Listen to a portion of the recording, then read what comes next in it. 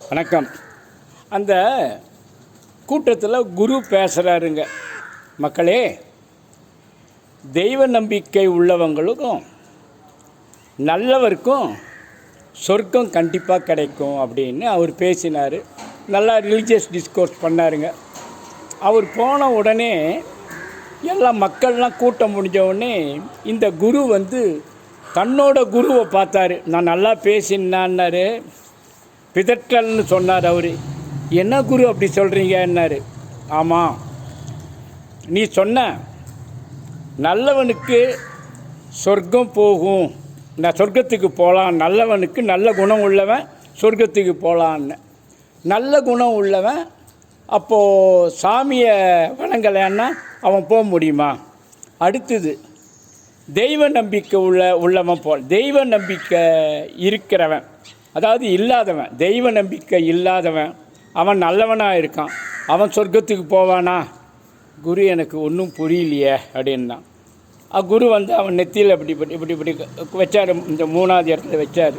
உடனே அவனுக்கு ஒரு அவனுடைய ஆன்மா ஆகாசத்துக்கு போச்சு. இது என்ன, அவனுக்கு இதுதான் சொர்க்கம் அப்படின்னா. என்னங்க ஒரே முள் இதுவாக இருக்குதே, ஒரே ட்ரையாக இருக்குது இந்த இடம் அப்படின்னு கேட்கும்போது, சொர்க்கம் இப்படி தான் இருக்கும் அப்படின்னா. அப்போ என்னென்னா இங்கே கன்ஃபியூஷியஸ் எங்கே இருக்கார்? அப்புறம் நான் 4-5 பேரை குருமார்கள் சொல்லி அவங்கெல்லாம் இங்கே இல்லை, எங்கே என்னாங்க, நரகத்தில் இருக்காங்க என்னாங்க. நரகத்திலையா? சரி, என்ன அங்கே கூப்பிட்டுன்னு போன்னு சொல்லி நரகத்துக்கு அங்கேருந்து அவர் நரகத்துக்கு வந்தார்.